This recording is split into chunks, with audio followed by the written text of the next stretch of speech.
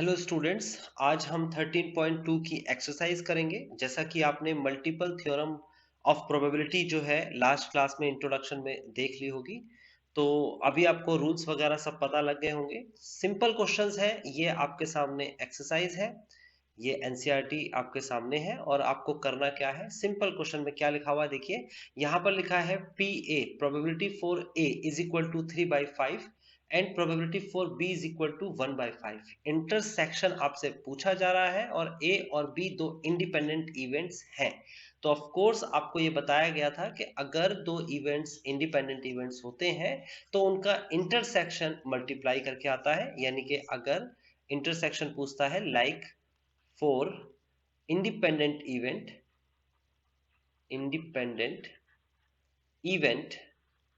Okay, तो independent event की जब बात करते हैं तो वो होता है probability for A intersection B is equal to probability for A into probability for B.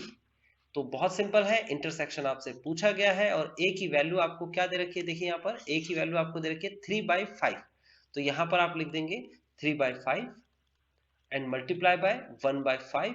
ये बी की वैल्यू है प्रोबेबिलिटी फॉर बी और आंसर आ जाएगा 3/25। This is final answer. तो आपको आसानी से समझ में आ गया क्वेश्चन किस तरीके से करना है। इसी तरीके से हम सेकंड क्वेश्चन के पास चलते हैं। देखिए सेकंड क्वेश्चन में क्या कहता है आपसे, इस क्वेश्चन में कहा गया है two cards are drawn at random and without replacement. दो कार्ड्स को ड्रॉ किया गया, रैंडमली ड्रॉ किया गया, यानी कि बिना चीटिंग के ड्रॉ किया गया और उसे बिना रिप्लेसमेंट के ड्रॉ किया गया from the pack of 52 playing cards. और 52 प्लेइंग कार्ड्स हैं, उनमें से ड्रॉ किया गया है। कहता है find the probability that both the cards are black. और आपको फाइंड क्या करना है कि दोनों के दोनों जो कार्ड्स हैं वो क्या है, वो ब्लैक कार्ड्स हैं। तो आप इसके लिए क्या करेंगे, सेकंड क्वेश्चन में क्या करेंगे, आप लेट कर लीजिए the first drawn card is black. जो मैं बोल रहा हूं इसे आप कॉपी पे लिख लीजिएगा, the first drawn card is black is equal to P A.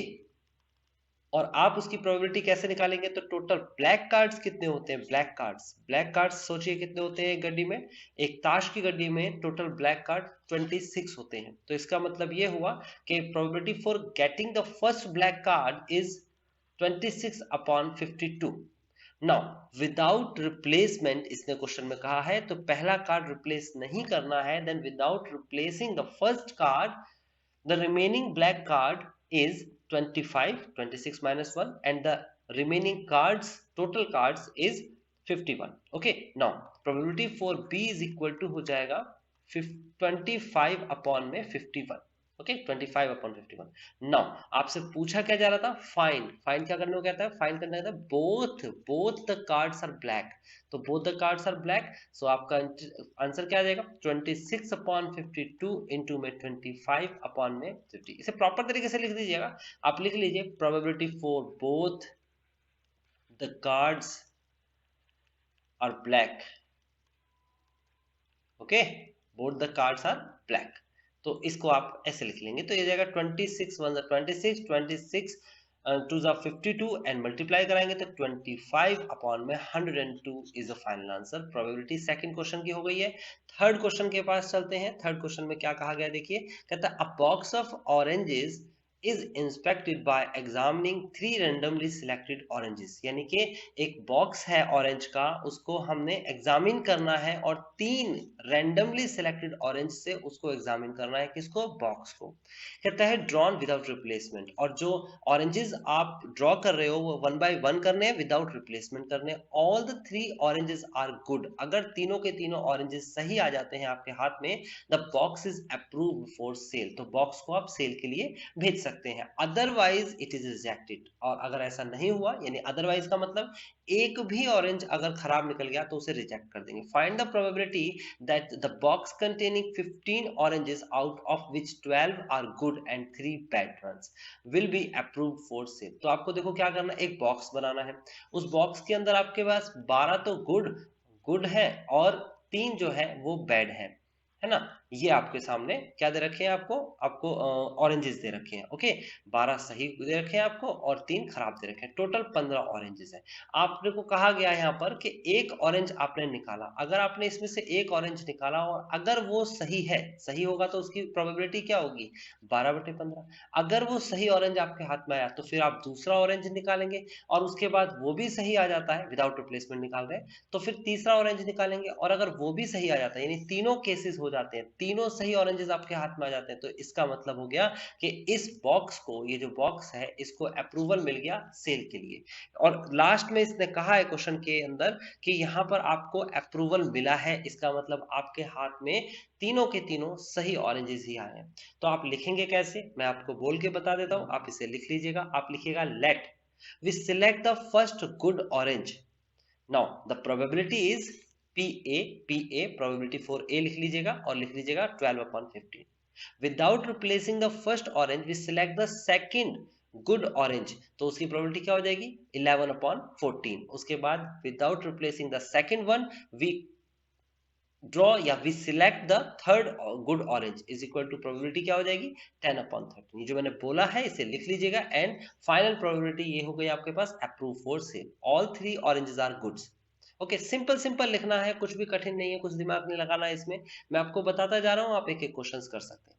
Fourth question में कहता है a fair coin and an unbiased die are tossed. Unbiased मतलब फेयर डाई होती है और फेयर कॉइन तो फेयर कॉइन होती ही है, अनबाइज्ड कॉइन भी कह सकते हो इसे। कहता है let A B the event head appears on the coin, यानी कि सिंपल वो कॉइन जिसमें हेड और टेल होता है, सिंपल वो डाई जिस पर 1 2 3 4 5 6 होता है, उसे टॉस किया गया। तो टोटल केसेस कितने बनेंगे पहले वो देख लो। उसके बाद head appear on the coin and B का मतलब कहता है 3 ऑन द डाई।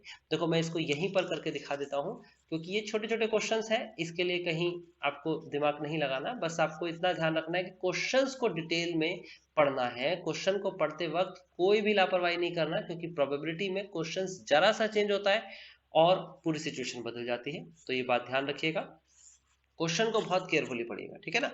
तो यहाँ पर क्वेश्चन नंबर 4 है, ये क्वेश्चन नंबर 4। देखिए नंबर ऑफ सैंपल स्पेस क्या होगा, अगर एक कॉइन टॉस करते हैं तो हेड और टेल आ सकता है, अगर एक डाई टॉस करते हैं तो 1 2 3 4 5 और 6 आ सकता है। तो यहाँ कहता है दोनों ही टॉस हुए हैं, तो नंबर ऑफ सैंपल स्पेस होगा हेड के साथ 1 आ सकता है, हेड के साथ 2 आ सकता है, हेड के साथ 3 आ सकता है, फिर उसके बाद हेड के साथ 4, हेड के साथ 5 और उसके बाद head 6, then tail 1, then tail 2, then tail 3 and then tail 4, tail 5, tail 6। ये टोटल केसेस बने and there are 12 number of sample space. अब आपसे क्या कहता है, प्रोबेबिलिटी फॉर ए क्या है, क्वेश्चन में खुद दे रखा है, आपको बस पढ़ना है। कहता है ए का मतलब है head appears on the coin, head आना ए है, तो हेड आना, हेड कितनी बार आया, head 1, head 2, head 3, head 4, head 5 and head 6। तो यानी कि हेड आया है 6 बार, तो 6/12 प्रोबेबिलिटी फॉर ए। उसके बाद प्रोबेबिलिटी फॉर बी क्या कहता है, बी के लिए इसने कहा है B the event that 3 on the die, die पर 3 आना चाहिए। तो डाई पर 3 कितनी बार आया, देखो एक बार तो आ गया आपके पास हेड 3, देखो डाई पर 3 आया है ऊपर, उसके बाद आया है टेल 3 यानी कि डाई पर 3 आया, तो 2/12 इज द आंसर। अब उसके बाद आप देखिए इंटरसेक्शन क्या होता है, ए इंटरसेक्शन बी, तो गौर से देखिएगा इंटरसेक्शन आपको दिख जाएगा। एक तो दे रखा है आपको हेड 3 यहाँ पर, एक दे रखा है हेड 3 यहाँ पर, तो टोटल एक ही इंटरसेक्शन के एलिमेंट बना है, तो ये आपके पास हेड 3 जो है वो इंटरसेक्शन हो गया 1/12। नाउ आपके पास क्या क्या है, आपके पास प्रोबेबिलिटी फॉर ए है, प्रोबेबिलिटी फॉर बी है, probability for A intersection B है, और आपसे पूछा क्या जा रहा है, कहता है चेक करके दिखाओ कि ए और B are independent events, and you know very well the independent events. क्या होता है यहाँ पर, इंडिपेंडेंट इवेंट्स होता है probability for A intersection B is equal to probability for A into में प्रोबेबिलिटी फॉर बी। तो इंटरसेक्शन की वैल्यू है 1/12 इज इक्वल टू ए की वैल्यू दे रखी है 6/12, बी की वैल्यू दे रखी है 2/12। तो गौर से देखेंगे तो 6 2 12 यानी आंसर 1/12 आ गया। Yes yes it is, yes a and b are the independent events। Fourth question भी बड़ी आसानी से समझ में आ गया, कॉपी कर लीजिए साथ साथ। उसके बाद आ जाते हैं फिफ्थ क्वेश्चन के पास। फिफ्थ क्वेश्चन में क्या कहा गया है देख लेते हैं, समझ लेते हैं। कहता है अ डाई मार्क्ड 1 2 3 ऑन रेड, एक डाई है जिस पर 6 सरफेस होते हैं, 3 सरफेस पर रेड कलर से 1 2 3 लिखा हुआ है एंड 4 5 6 इन ग्रीन, और ग्रीन कलर से क्या लिखा गया है 4 5 6 लिखा गया। ग्रीन साइड में, ग्रीन सरफेस पे आपको ये नंबर मिलेंगे। कहता है आर टॉस्ड, कहता है A B the event the number is A B the event then number is even. ये एक ऐसा इवेंट है कि नंबर इवन है। इवन कितने नंबर होते हैं भाई, 2 इवन होता है, 4 इवन होता है और 6 इवन होता है। एक तो रेड में से आ गया, 2 ग्रीन में से आ गया। कहता है and B be the event that the red, तो नंबर इज रेड। तो रेड के कितने हैं केसेस, 3 केसेस है। ओके, तो अब आपसे कहता है क्या ए और बी इंडिपेंडेंट है, तो बहुत सिंपल है। सबसे पहले आप लिखेंगे ए। ए का मतलब हो गया इवन नंबर। इवन नंबर कितने दे रखे हैं आपको, इवन नंबर दे रखे हैं 2 3 और 2 4 और 6, ठीक है ना, इसका मतलब 3/6। उसके बाद बी, बी का मतलब हो गया रेड नंबर। रेड नंबर कितना दे रखा है 1 2 एंड 3, तो इसका मतलब हो गया 3/6। उसके बाद पी ए इंटरसेक्शन बी निकालिए। इंटरसेक्शन में क्या क्या आ जाएगा भाई, 2 आ जाएगा, 2 दोनों के पास है, रेड में भी और इवन में भी। 1/6 इज द प्रोबेबिलिटी। तो इसका मतलब आपसे पूछ रहा है क्या ये इंटरसेक्शन इंडिपेंडेंट होगा, तो आप क्या करेंगे, सिंपली काम करना है आपको, इसकी मल्टीप्लाई इसमें करा देनी है, और जब मल्टीप्लाई कराएंगे तो इसके बराबर नहीं आ रहा है। अगर आ जाता तो इंडिपेंडेंट हो जाता, अब नहीं आ रहा है तो इंडिपेंडेंट नहीं है। No, it is not independent.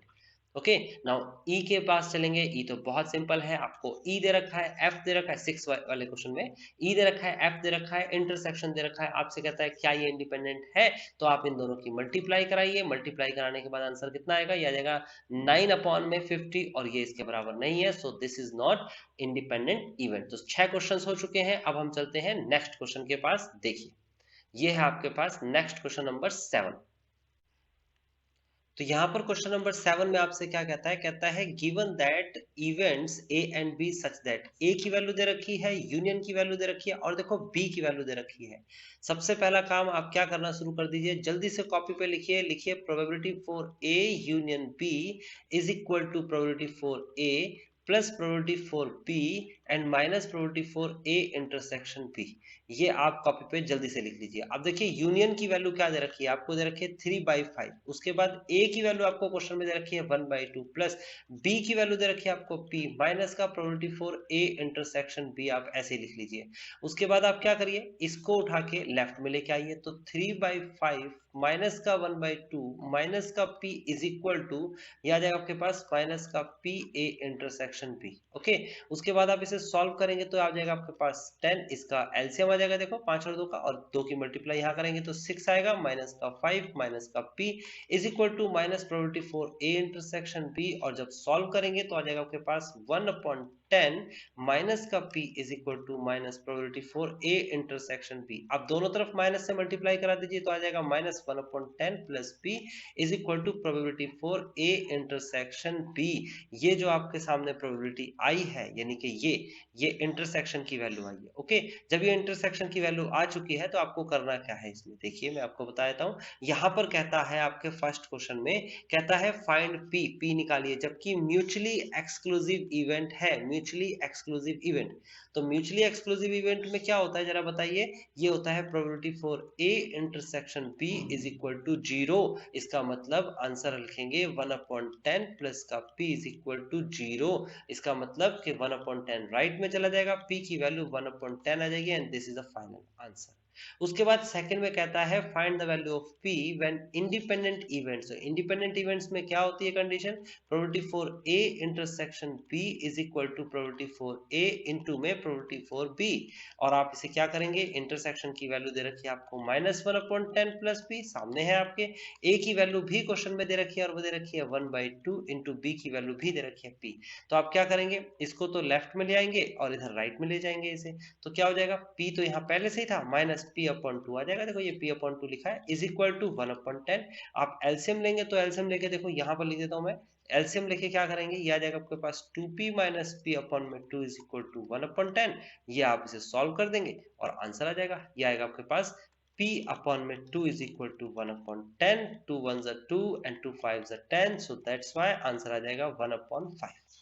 Simple है, आप कैलकुलेशन अपने तरीके से कर सकते हैं, रूल्स मैंने बता दिए हैं और आंसर आपका आ चुका है। पहले का आंसर 1/10, दूसरे का आंसर 1/5। अब चलते हैं 8वें क्वेश्चन के पास। तो 8वां क्वेश्चन क्या कहता है, देख लीजिए समझ लीजिए। 8वें क्वेश्चन में कहा गया है A and B are the independent events, आपको ए की वैल्यू दे रखी है, बी की वैल्यू दे रखी है, इंटरसेक्शन निकालना है। इंडिपेंडेंट में इंटरसेक्शन क्या होता है, इन दोनों की मल्टीप्लाई। फिर यूनियन निकालना है, तो यूनियन का फॉर्मूला क्या होता है, probability for A plus probability for B minus probability for A intersection B. तो बहुत गौर से देखिएगा, ए की वैल्यू भी दे रखी है क्वेश्चन में, ये रही 0.3, बी की वैल्यू 0.4 और इंटरसेक्शन आप इन दोनों की मल्टीप्लाई करके निकालोगे। फिर a ऑब्लिक बी आपको दे रखा है probability for a oblique B, और इसके लिए मैंने कंडीशनल प्रोबेबिलिटी बताई थी, क्या होती है, probability for a intersection b divide by probability for b। जो संख्या ये पीछे होती है इधर, वही नीचे आती है। तो आपके पास इंटरसेक्शन का आंसर भी आ चुका होगा पहले, फिर और उसके बाद b की वैल्यू भी पता है। फिर पूछ रहा है आपसे b अपॉन a, तो क्या लिखेंगे, probability for b upon a is equal to probability for b intersection a। A B का इंटरसेक्शन और बी ए का इंटरसेक्शन सेम होता है, बस नीचे बदल जाता है, प्रोबेबिलिटी फॉर ए नीचे वाली संख्या यहाँ आ जाएगी। तो यहाँ पर आपको ए की वैल्यू भी दे रखी है और इंटरसेक्शन पहले से निकलेगा। कैलकुलेशन करना, आंसर निकालना, और डेफिनेटली आपका आंसर मैच करेगा और आंसर बिल्कुल सही आएगा। कैलकुलेशन में प्रॉब्लम हो रही है तो एक बार मुझे बता देना, मैं या फिर मैं देख लूंगा उसे क्या प्रॉब्लम है आपके सामने आ रही है, ठीक है ना। कुछ कैलकुलेशन मिस्टेक होगी तभी आंसर मैच नहीं करेगा। 9th क्वेश्चन के पास चलते हैं। 9th क्वेश्चन में कहता है if A and B are the two events that, A की वैल्यू दे रखी है, बी की वैल्यू दे रखी है, इंटरसेक्शन दे रखा है, कहता है not A and not be. तो मैंने इसका फॉर्मूला लिखवाया है। क्या फॉर्मूला लिखवाया था लास्ट क्लास का, याद करिए। अगर नहीं याद है तो मैं अभी लिख देता हूँ, इसे कॉपी पे जरूर लिख लीजिएगा और याद कर लीजिएगा। फॉर्मूला लगाते ही आपका आंसर आ जाएगा, कुछ भी नया नहीं करना इसमें, ठीक है। देखिए ये है आपके सामने फॉर्मूला। फॉर्मूला क्या है, फॉर्मूला है probability for not a, and का मतलब इंटरसेक्शन, नॉट बी। ना तो ए होना चाहिए ना बी, ऊपर देखो डैश लगा दिया नॉट के लिए मैंने, और इसका आंसर होता है 1 minus probability for A union B. और अभी अभी बताया था ए यूनियन बी का फॉर्मूला, ए यूनियन बी का फॉर्मूला होता है probability for A plus probability for B minus का probability for A intersection B. आप जल्दी से इसका आंसर निकालिए और जो आंसर आएगा यहाँ रख दीजिए, और रखने के बाद 1 में से घटा के आंसर मिल जाएगा आपको। नेक्स्ट क्वेश्चन क्या कहता है, देखिए क्वेश्चन नंबर 10 कहता है events A and B are such that, A दे रखा है, बी दे रखा है, नॉट ए और, इस बार और दे दिया, और का मतलब होता है प्लस, एंड का मतलब होता है मल्टीप्लाई। तो आपको नॉट ए और नॉट बी दे रखा है, तो देखो इसके लिए क्या रूल लगेगा, प्रोबेबिलिटी फॉर नॉट ए और का मतलब union not B is equal to 1 minus probability for A intersection B होता है। तो आपको ये वैल्यू दे रखी है 1/4, तो इंटरसेक्शन निकल जाएगा बड़ा आसानी से। Probability for A intersection B कैसे निकलेगा, लेफ्ट में जाएगा, ये राइट में आ जाएगा। तो probability for A intersection B is equal to 1 minus 1/4, this is 3/4। 3/4 probability आ गई। अब 3/4 प्रोबेबिलिटी आगे कहता है state whether A and B are the independents. तो इंडिपेंडेंट के लिए क्या करते हैं, हम इन दोनों की मल्टीप्लाई करा देंगे, यानी कि probability for A multiply by probability for B. तो आंसर आएगा 1/2 इंटू में 7/12। और अब जब सॉल्व करेंगे तो 7/24, जो कि बराबर नहीं है इसके। देखो ये 3/4 है, ये 7/4 है, सही ना। तो इसका मतलब ये दोनों बराबर नहीं है, तो ये इंडिपेंडेंट इवेंट भी नहीं है। बिल्कुल क्लियर हो गया होगा, बहुत सिंपल सा कॉन्सेप्ट था, कोई कठिन नहीं था, आप खुद भी कर सकते थे। ए की वैल्यू दे रखी है, बी की वैल्यू दे रखी है, अगले क्वेश्चन में एंड निकालना है। एंड का मतलब अभी भी बताया मैंने, एंड का मतलब क्या होता है, इंटरसेक्शन होता है, और का मतलब क्या होता है, यूनियन होता है ना, कोई भी नाम लिख सकते हो तीनों में से। तो यहाँ पर एंड का मतलब इंटरसेक्शन पूछ रहा है, और क्योंकि ये इंडिपेंडेंट इवेंट है तो इन दोनों की मल्टीप्लाई कराते ही हमारा आंसर आ जाएगा। याद रखना डेसिमल्स का केयरफुली आप यूज करेंगे। देखिए यहाँ पर 3 दे रखा है, यहाँ पर 6 दे रखा है, 6 18 होते हैं और डेसिमल 2 के बाद लगेगा, यानी कि 0.18 इज द फाइनल आंसर। उसके बाद कहता है ए एंड नॉट बी, ए तो होना चाहिए, एंड का मतलब इंटरसेक्शन, नॉट बी। तो इसके लिए भी मैंने रूल लिखवाया था, मैं यहाँ लिख देता हूँ दोबारा से रूल आपके लिए। ये देखिए, आप जब तक रूल्स याद नहीं करेंगे जब तक आपको ये टॉपिक बिल्कुल भी नहीं होगा, वरना तो ये एक्सरसाइज बहुत आसान है। इसका इंट्रोडक्शन समझना थोड़ा टिपिकल हो सकता था, लेकिन इसकी एक्सरसाइज जो है वो जेन्युइनली बहुत आसान है, ठीक है ना। देखिए मैं आपको यहाँ पर लिखवा रहा हूँ फॉर्मूला, ये 11th का। 11th में जब पहला क्वेश्चन करेंगे तो फॉर्मूला लगेगा P A intersection B is equal to P A into P B, और मल्टीप्लाई करानी आपको आनी चाहिए, क्योंकि पीए की वैल्यू क्वेश्चन में 0.3 और पीबी की वैल्यू 0.6 दे रखी है, 0.18 इज आंसर। सेकंड की बात कर लेते हैं, तो कहता है probability for A intersection, and का मतलब intersection, not B is equal to, जिस पर नॉट नहीं लगा पहले वो लिखा जाएगा, फिर उसके बाद ए इंटरसेक्शन बी। तो ए इंटरसेक्शन बी की वैल्यू भी आ चुकी है, ए की वैल्यू भी आपको पता है। अगर मैं बात करता हूँ थर्ड की, तो थर्ड के लिए तो बड़ा फेमस फॉर्मूला है, ये तो आपने अभी यूज किया है। A union B is equal to क्या हो जाएगा, probability 4 A plus probability 4 B minus का probability 4 A intersection B. Okay, इसी तरीके से फोर्थ में कहता है नाइदर ए नॉर बी। ये बहुत केयरफुली समझना, नॉर का मतलब कई बच्चे और समझते हैं। भाई देखो, नॉर में और में बहुत फर्क होता है। नॉर का मतलब हिंदी में समझिए तो ज्यादा समझ में आएगा। नाइदर ए का मतलब होता है ना तो मुझे ए ही चाहिए, एंड नॉर का मतलब एंड ना ही मुझे बी चाहिए। एंड लगता है यहाँ पर बीच में, याद रखिएगा। तो एंड लगता है तो क्या फॉर्मूला बनना चाहिए, ये फोर्थ वाले का फॉर्मूला भी जरूर मैं लिखूंगा। ये है प्रोबेबिलिटी फॉर ए एंड मतलब intersection probability for B is equal to 1 minus probability for A union B होता है। और यूनियन का फॉर्मूला ऊपर आ चुका है। थर्ड वाले, एक में से थर्ड वाले क्वेश्चन के आंसर को हटा दो तो आंसर आ जाएगा। ओके, अब चलते हैं हम 12वें क्वेश्चन के पास। 12वां क्वेश्चन हमसे क्या कहता है, ध्यान से समझिएगा। ये है 12वां क्वेश्चन, कहता है अ डाई इज टॉस्ड थ्राइस। एक डाई को 3 बार टॉस करेंगे तो नंबर ऑफ सैंपल स्पेस कितने होते हैं। आप सोचिए, 6 की पावर 3, 3 बार टॉस किया 216 हो जाएंगे। कहता है find the probability of getting an odd numbers at least once. भाई ये बहुत कठिन क्वेश्चन आ गया। इसको करने के लिए हम अलग से एक पेज लेते हैं, और ये यहाँ पर हमारे पास क्वेश्चन कौन सा है, क्वेश्चन नंबर है हमारे पास 12। ये है क्वेश्चन नंबर 12। तो इसमें आपको क्या करना है, आप लिखेंगे लेट। लेट क्या पूछता है आपसे, एटलीस्ट। एटलीस्ट पूछता है ओड नंबर, तो हम लिखेंगे लेट ओड नंबर। लेट या प्रोबेबिलिटी लिख लेते हैं, चलो लेट प्रोबेबिलिटी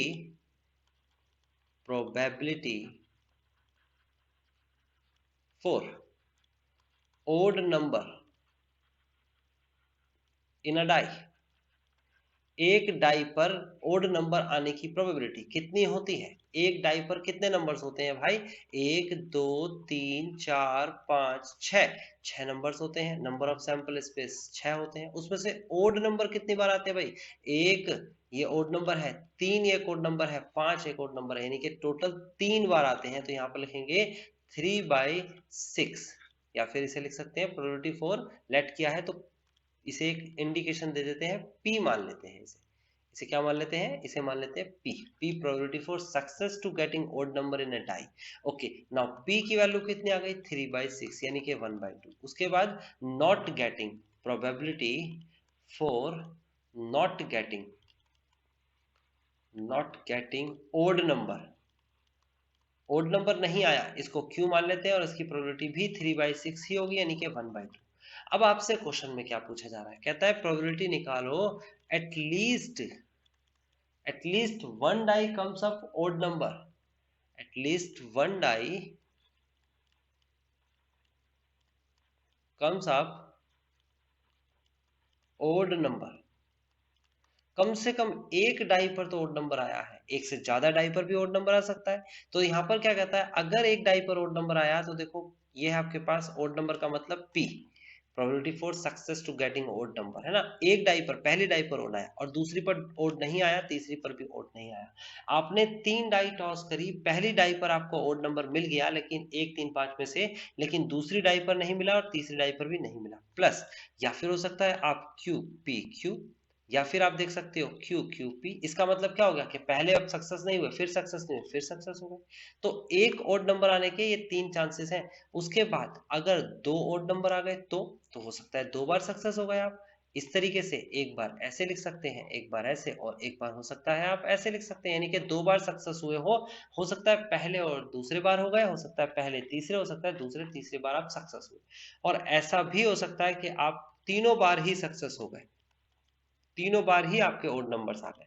तो इसका आंसर कैसे निकलेगा भाई, आप देख सकते हो सभी में 1/2 की मल्टीप्लाई करानी है, 1/2 1/2 1/2, 1 2 3 4 5 6 और 7, तो मल्टीप्लाई 7 कर दो, या फिर 7 बार इसे लिख लोगे तो भी आंसर सेम आएगा। 7/8 इज द फाइनल आंसर। लेकिन मैं आपको कहूंगा, अगर आपसे ऐसे कहता है at least one, at least one die getting odd number, इसका मतलब एक डाई पर भी ओड नंबर आ सकता है, दो पर भी आ सकता है और तीन पर भी आ सकता है, क्योंकि तीन डाई टॉस की गई है।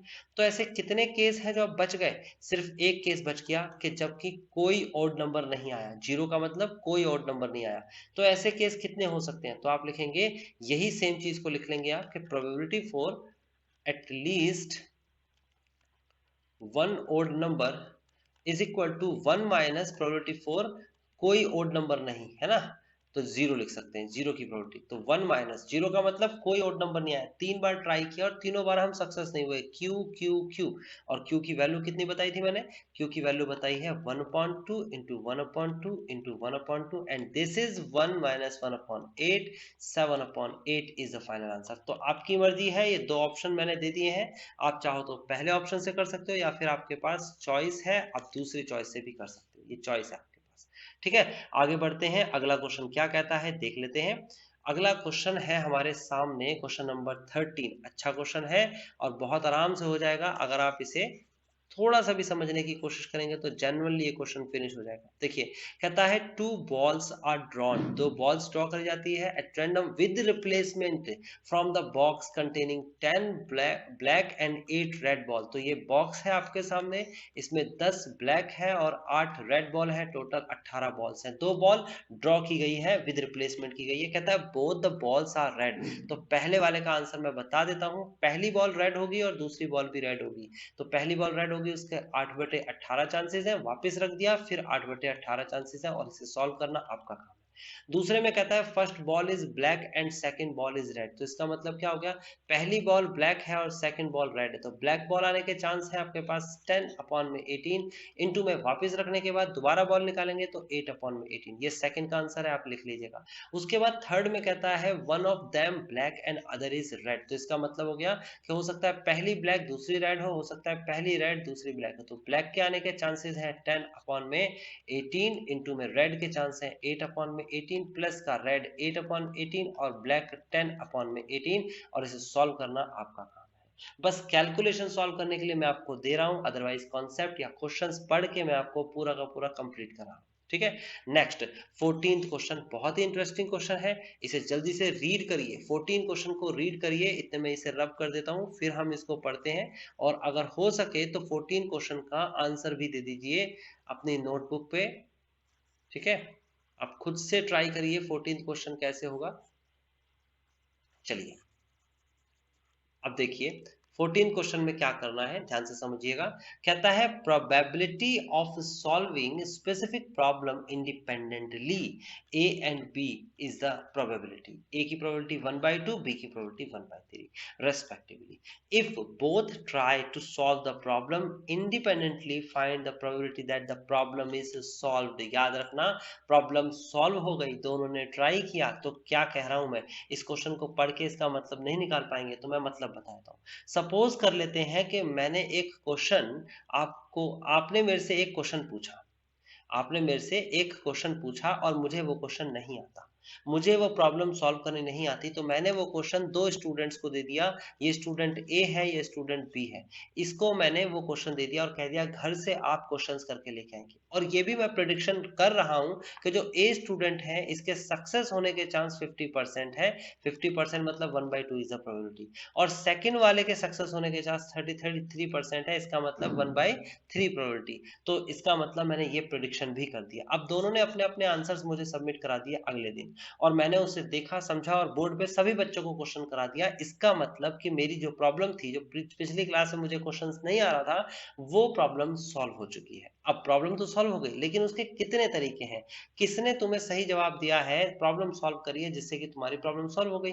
तो हो सकता है कि ए ने प्रॉब्लम सॉल्व करी और बी ने प्रॉब्लम सॉल्व नहीं करी। हो सकता है कि क्या नाम है, ए ने प्रॉब्लम सॉल्व नहीं करी लेकिन बी ने सॉल्व कर दी। और हो सकता है कि दोनों जनों ने प्रॉब्लम सॉल्व कर दी। ध्यान से समझिएगा, तीनों ही केसेस हैं, तीनों डिफरेंट केसेस हैं। जैसे कि पहले में सिर्फ एक व्यक्ति ने प्रॉब्लम को सॉल्व किया, दूसरे ने नहीं किया, लेकिन मेरे को तो रिजल्ट प्रॉब्लम सॉल्व का मिला ना, मेरे को तो प्रॉब्लम सॉल्व हो गई मेरी, तो मैं तो सबको बता सकता हूँ। इसी तरीके से हो सकता है ए ने प्रॉब्लम सॉल्व नहीं करी लेकिन बी ने करी, और हो सकता है दोनों ने ही प्रॉब्लम सॉल्व करके लेके आए सही, तब भी तीनों ही केसेस में मुझे आइडिया मिल गया। तो यही है सिंपली ये क्वेश्चन। आपसे कहता था प्रॉब्लम इज सॉल्व, तो इसके लिए आप क्या करेंगे, आप ये लिखेंगे कि पहले probability for A, problem solve होने की प्रोबेबिलिटी कितनी दे रखी है, इसने दे रखी है 1/2, और नहीं सॉल्व होने की प्रोबेबिलिटी कितनी हो जाएगी, 1 - 1/2 यानी कि 1/2। प्रोबेबिलिटी फॉर बी, सॉल्व होने की प्रोबेबिलिटी 1/3 और नहीं सॉल्व होने की प्रोबेबिलिटी 2/3। ओके, अब आपको कहता है the problem is solve, first question का answer the problem is solve, actual में प्रॉब्लम सॉल्व हुई है, तो इसे आप लिखेंगे 1 - the problem is not solve. Not solve वाले केस सिर्फ एक ही बनेगा, सॉल्व होने वाले 3 केस बनते हैं। तो नॉट सॉल्व मतलब 1/2 into 2/3 and this is the final answer, answer आ जाएगा 2/3, पी की वैल्यू। नेक्स्ट में कहता है exactly one of them solve the problem. Exactly one of them का मतलब हो गया कि या तो पहला वाला सॉल्व कर देगा पी ए, तो इसका मतलब दूसरा वाला सॉल्व नहीं कर पाएगा, या फिर पहला वाला सॉल्व नहीं कर पाएगा, ये पी ए नॉट, और दूसरा वाला सॉल्व कर देगा। तो आप इसमें सिर्फ वैल्यूज रखिए और आंसर आ जाएगा। 14 क्वेश्चन इजी है, नहीं समझ में आए तो एक बार पूछ लेना, वैसे तो बहुत आसान है, बस रूल्स लगाने हैं और इसकी स्टेटमेंट जो है वो पढ़ के मैंने बता दी। 15 क्वेश्चन के पास चलते हैं। 15 क्वेश्चन में क्या कहता है one card is drawn at random from a well shepherd deck of 52 cards. 52 पत्तों की गड्डी में से एक पत्ता निकाल लिया जाता है, इन विच, जिसमें से the following cases E and F R independent. तो आपसे पूछा जा रहा है, देखो क्वेश्चन मार्क का मतलब क्या इंडिपेंडेंट है, तो ई का मतलब क्या, देखो आपको क्या करना है, पहले का आंसर बता रहा हूं मैं आपको, प्रोबेबिलिटी फॉर ई क्या करना है, ई में आपको कहता है कार्ड इज स्पेड, स्पेड कितने होते हैं, 13 होते हैं, 13/52। प्रोबेबिलिटी फॉर एफ का मतलब क्या होता है, एफ का मतलब दे रखा है कार्ड इज एस, तो एस कितने होते हैं, 4/52। उसके बाद probability for E intersection F, यानी कि ऐसे कितने कार्ड्स होते हैं जो स्पेड के भी हैं और एस के भी हैं, ऐसा एक कार्ड होता है 1/52। क्या इन दोनों की मल्टीप्लाई करके आंसर ये आ रहा है, अगर इंडिपेंडेंट लिखोगे तो लिखोगे फॉर इंडिपेंडेंट इवेंट, तो क्या हो जाएगा, probability for A intersection E, E लिख लेते हैं, E intersection F is equal to probability for E into में प्रोबेबिलिटी फॉर एफ। तो क्या ये कंडीशन हो रही है, 1/52 इज इक्वल टू 13/52 इंटू में 4/52। तो ये हो जाएगा आपके पास 13 4 52 और ये कट जाएगा तो 1/52। Yes this is independent, yes ये इंडिपेंडेंट है। इसी तरीके से आप सेकंड और थर्ड खुद से करेंगे और चेक करेंगे कि क्या आपका आंसर सही आ रहा है कि नहीं। उसके बाद चलते हैं हम 16 क्वेश्चन के पास। 16 में कहता है इन अ हॉस्टल, एक हॉस्टल के अंदर 60% of the student read Hindi newspaper, 40% read English newspaper and 20% read both. तो आपको क्या करना है, बहुत ही सिंपल क्वेश्चन है। आप लिखेंगे पहले हिंदी न्यूज़पेपर के लिए जो क्वेश्चन में दे रखा है 60/100, उसके बाद आप पढ़ेंगे, यहाँ पर लिखेंगे इंग्लिश न्यूज़पेपर जो कि दे रखा है 40/100, उसके बाद आप लिखेंगे probability for Hindi intersection English newspaper जो कि दे रखा है 20/100। अब पहला क्वेश्चन आपसे क्या पूछा जाता है, कहता है find the probability that she reads neither Hindi nor English. Nor का मतलब और नहीं होता, एंड होता है, याद रखना। तो आपसे पहले ही क्वेश्चन में आपसे पूछा जा रहा है कि वो ना तो हिंदी न्यूज़पेपर पढ़ती है एंड ना ही इंग्लिश न्यूज़पेपर पढ़ती है। तो 1 माइनस प्रोबेबिलिटी फॉर ए, ई का ई इंग्लिश, यहां से इसे रब कर देता हूं, इंग्लिश आ जाएगा 1 minus probability for Hindi union English, है ना। तो यूनियन कैसे निकलता है भाई, यूनियन निकलता है H plus E minus intersection, और इसे सॉल्व करके यहां लिख देंगे, आंसर आ जाएगा।